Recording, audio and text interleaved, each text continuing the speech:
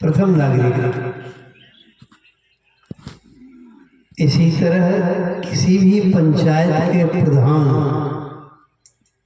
प्रथम नागरिक को हम लोग देश के अन्य राज्यों में उनको प्रधान जी कहते हैं।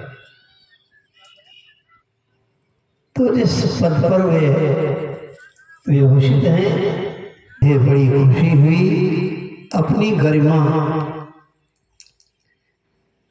अपनी महिमा को वे आगे से अपने सिर धारण कर आप लोगों के साथ रहकर,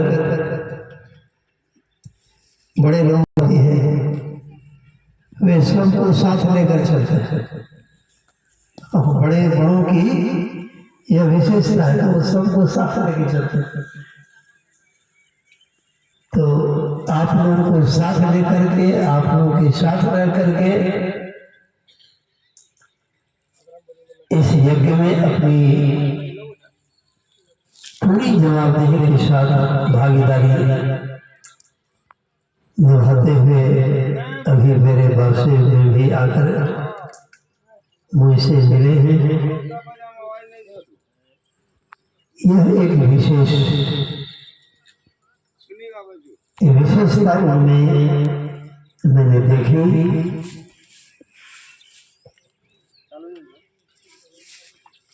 तो आप सब लोगों को तो मैं धन्यवाद ज्ञापित करता ही हूँ।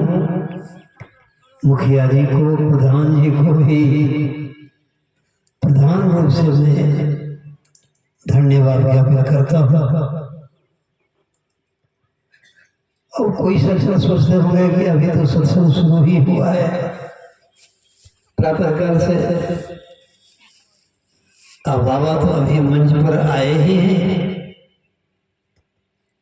और आते आते धन्यवाद ज्ञापन शुरू कर दिए। धन्यवाद ज्ञापन तो अंतिम में होता है। ऐसा मन में सोचते होंगे, प्रश्न उदय हुआ हो। तो भाई इसके लिए मैं कहना चाहूंगा, कभी कभी कोई भी पैसे वाले व्यक्ति जब कोई सौदा चोखा एक नंबर देखते हैं तो सौदा खरीदने से पहले ही वो एडवांस कर देते हैं कि सौदा ये बढ़ता रहे, गड़बड़ नहीं हो। तो अंतिम धन्यवाद तो कर होगा, लेकिन एडवांस रूप में अभी मैं धन्यवाद ज्ञापित करता हूँ। एडवांस धन्यवाद ज्ञापन हुआ। आप लोगों की सुंदर व्यवस्थित संतमत के आदर्शपूर्ण व्यवस्थाओं को देखकर मैं एडवांस धन्यवाद ज्ञापित अभी किया हूँ। अच्छा, अभी आप लोग बहुत देर से पूर्व वक्ताओं के माध्यम से, उनके मुखारबिंद से इस विषय पर विशेष रूप से जोर देते हुए, प्रेशर डालते हुए सुनते आए हैं।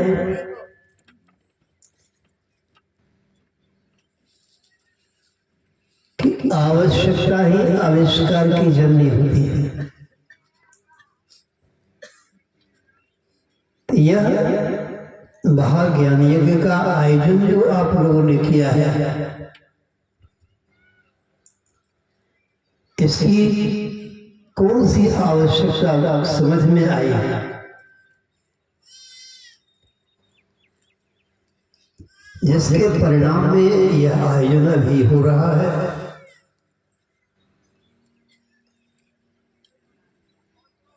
जानते हैं आप लोग सभी, लेकिन एक बात भाई, जो बात जानते हैं तो तुच्छ विचार के लोग वह बात जब सुनने को मिलती है तो कहते हैं कि ये तो हम जानते करते हैं, तो यही बात कह रहे हैं, तो बड़ी बात हो गई, ये तो हम जानते ही हैं। लेकिन ऐसी बात नहीं।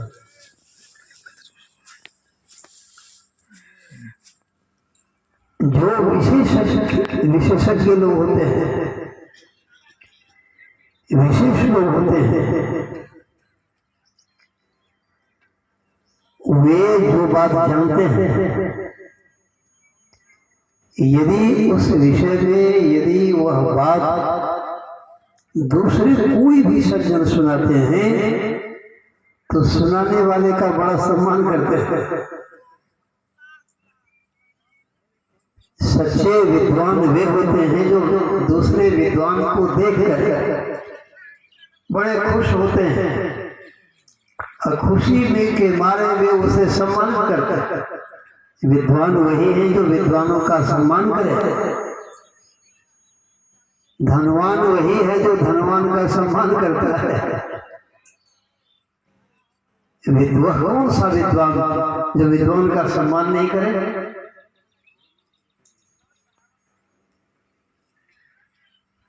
हनुमान जी के संबंध में भगवान श्री राम कहते हैं,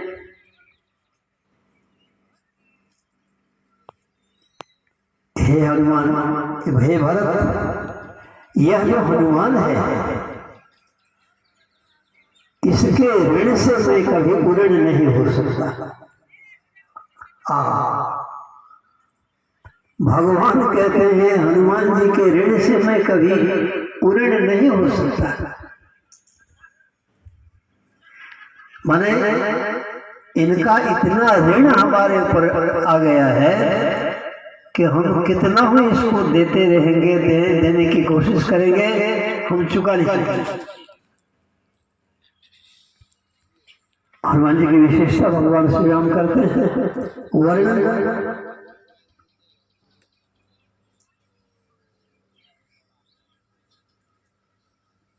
अवे हनुमान जी आंख मूंद कर ध्यान कर रहे हैं।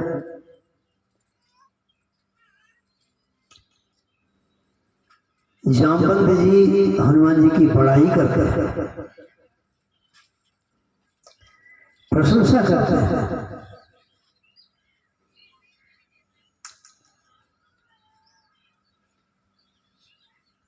हनुमान जी अपनी बड़ाई सुनकर के भी वो ध्यानस्थ रहते हैं, उनका ध्यान टूटता नहीं है। ये विषय था आगे समुद्र लंघन करने का, समुद्र लांघ कर लंका जाने की बात थी।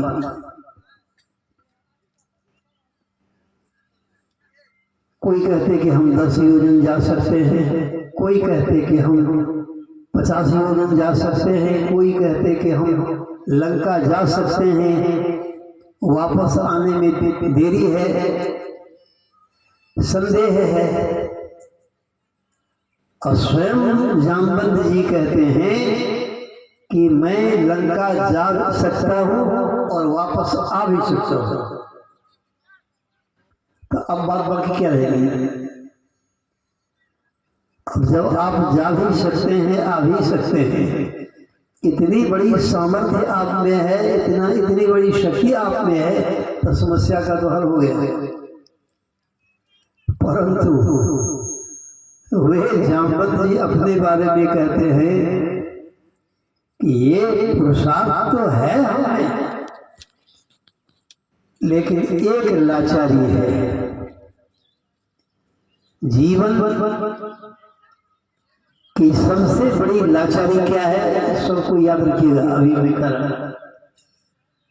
और संत शिरोमणि गोस्वामी तुलसीदास जी महाराज का ये सार अनुभव जो सभी महापुरुषों द्वारा समर्थित है, जिसका समर्थन सबने किया है। सबसे बड़ी लाचारी क्या है? लोग बहुत लाचारी व्यक्त करते हैं, हमको ये लाचारी, हमको ये लाचारी, हमको ये लाचारी, हमको ये लाचारी। अब कितनी लाचारी का हम वर्णन कर सके करें, लेकिन हम अभी जामवंत जी के शब्दों में, चूंकि एक लाचारी सबसे बड़ी लाचारी है, तो बस वही एक लाचारी में कहना चाहता हूँ, कह सकता हूँ। जामवंत जी कहते हैं कि मैं लंका जा सकता हूँ, आ भी सकता हूँ। तो आप लोग समझते होंगे तो समस्या क्या है, जाइए आइए सीता मैया की खबर लेके।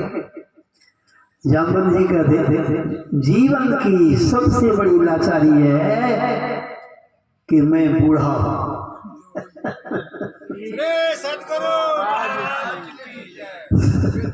मैं बूढ़ा हूं भाई। बूढ़े लोगों की लाचारी जवान लोग नहीं पूछते, नहीं समझते, लेकिन जब बुढ़ापा आ जाता है तो समझाने की जरूरत नहीं है, समझाने की जरूरत नहीं है। स्वयं यह बात समझ में आ जाती है कि जीवन की सबसे बड़ी लाचारी है बुढ़ापा। हाँ, जीवन का सबसे बड़ा रोग है बुढ़ापा।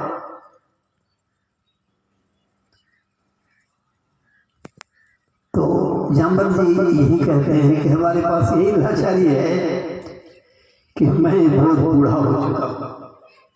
हाँ, और कोई बात नहीं। हनुमान जी से कहते हैं कि हनुमान, हम तो सबसे बूढ़े हैं और तुम तो एकदम कड़कड़िया जवान हो। सब देवताओं ने तुम्हें अपार शक्ति प्रदान की है,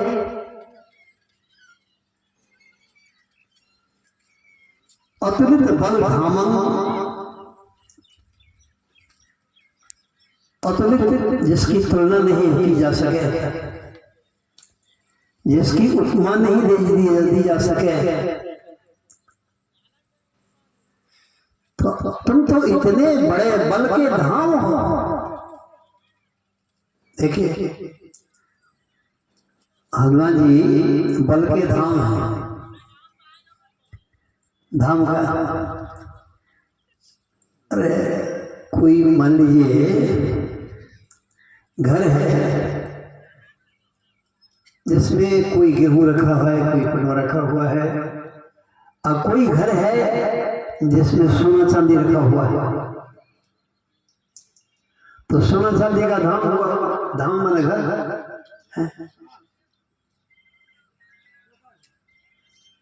तो सबसे कीमती है सोना चांदी का, जो जिस घर में सोना चांदी रखा हुआ है, सोना चांदी का स्टोर है। तो और जितने स्टोर हैं सबसे कीमती वो है। हनुमान जी के बारे में आया कि अतुलित बल धाम, और तुलनीय जिसकी तुलना नहीं की जा सके बल के धाम।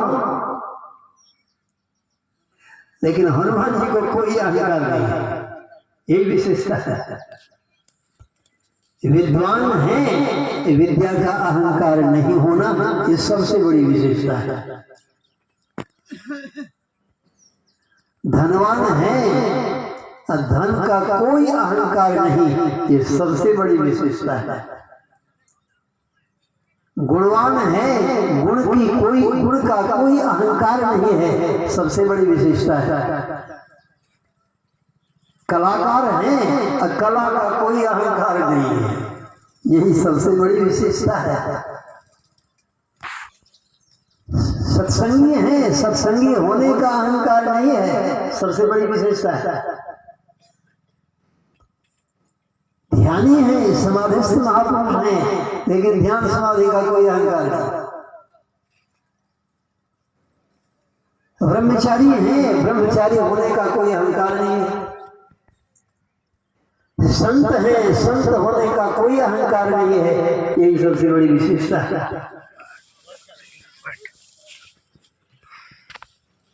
हनुमान जी है बल के धाम, पर कोई अहंकार नहीं।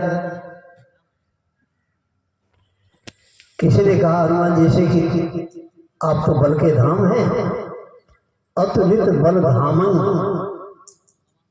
अब फिर लगता ही नहीं है कि आप बलवान हैं, सबसे पीछे रहता है। भगवान श्री राम की सेना जब चलती है तो हनुमान जी पीछे पीछे चलते हैं। तो लोगों ने कहा कि आप पीछे क्यों चलते, आप तो सबसे बड़ के धाम हैं, आपको तो आगे होना चाहिए। तो हनुमान जी ने एक शब्द ने कहा, ठीक है देखो भाई, कोई धाम है, जैसे कि अभी आपने सुना, सोना चांदी जिस किसी घर में भरा हुआ है, रखा हुआ है, सोने चांदी का वो धाम है, घर है, भवन है। लेकिन उस घर को अहंकार है कि हम सोना के घर हैं। जिस घर में सोना रखा हुआ है उस घर को थोड़ा भी अहंकार होता है कि हम सोने के घर हैं। हमारे अंदर तो खाली हम घर तो जड़ है, और सोना तो हम हमारे अंदर में किसी ने रखा है, हम सोना नहीं है। जिसने सोना हमारे अंदर रखा है, मालिक तो वह है। सोना का मालिक कौन हुआ? तो जो उस घर में सोना रखा है, चांदी रखा है, विशेषता तो उस मालिक की है। तो हनुमान जी यही बात कहते हैं, हम बल के धाम हैं। हमें अहंकार इसलिए नहीं है कि हम जानते हैं कि यह बल, अपार बल किनका है।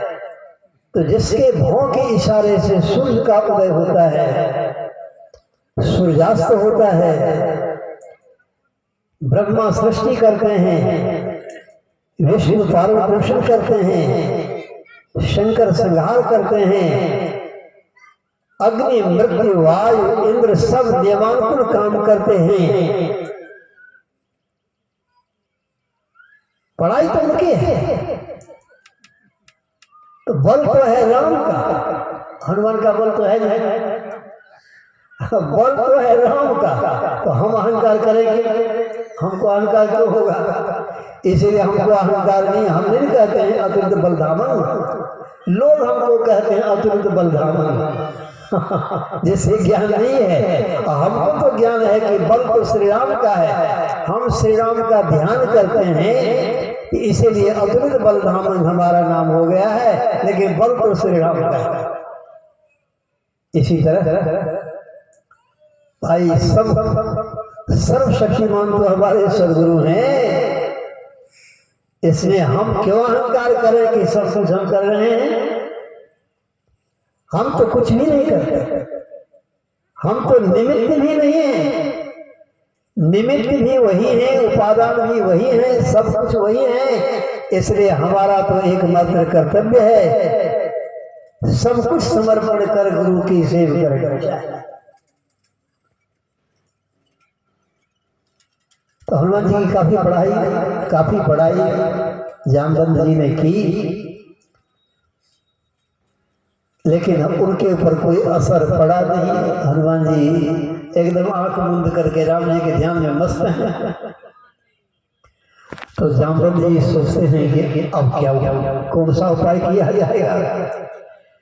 लेकिन समय तो अब नजदीक आ रहा है, सीता माता की सुधि लेकर हम लोग नहीं वापस लौटेंगे। तो सुग्रीव तो कह दिया है कि सबको प्राणदंड की सजा दी जाएगी। पर अब यह कार्य होगा कैसे? चलते समय मुद्रिका दी थी भगवान श्री राम ने,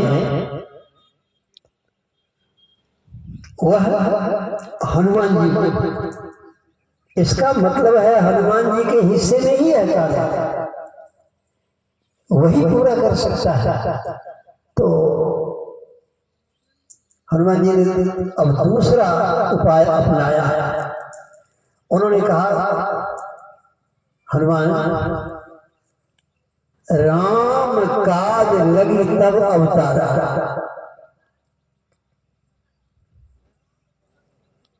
मुद्रिका तुम्हारे हाथ में भगवान श्री राम दिए,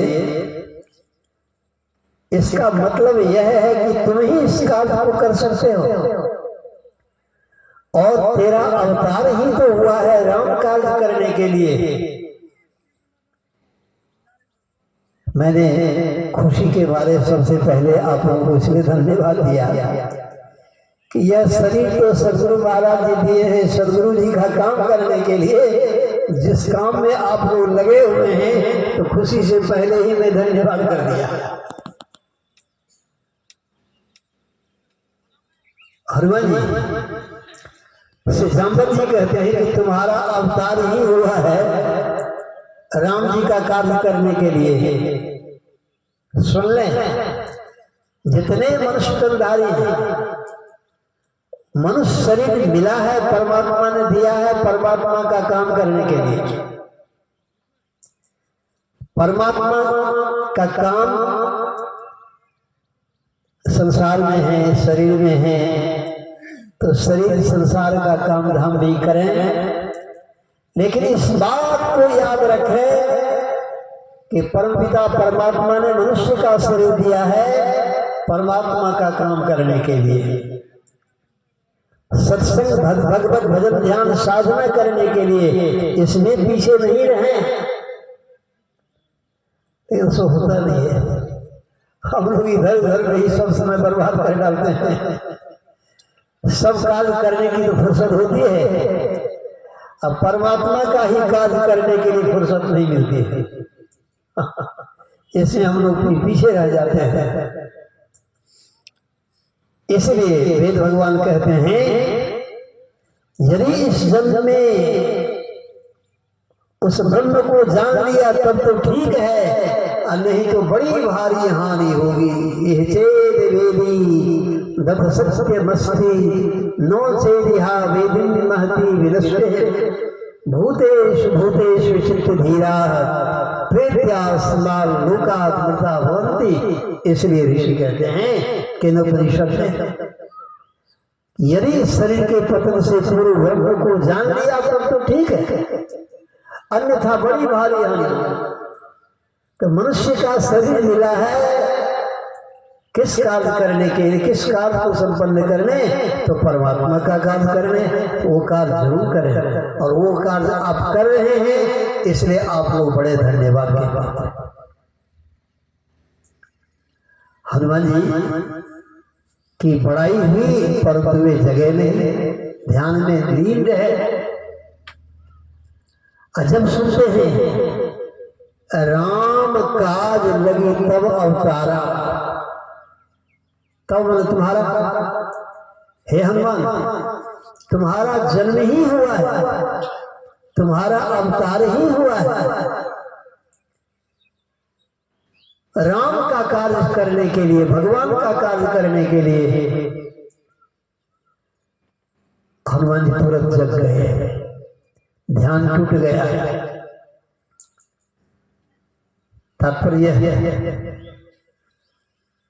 ध्यान तो सर्वोपरि है, ध्यान कर रहे हैं, लेकिन यह कार्य जो अभी आप लोग कर रहे हैं,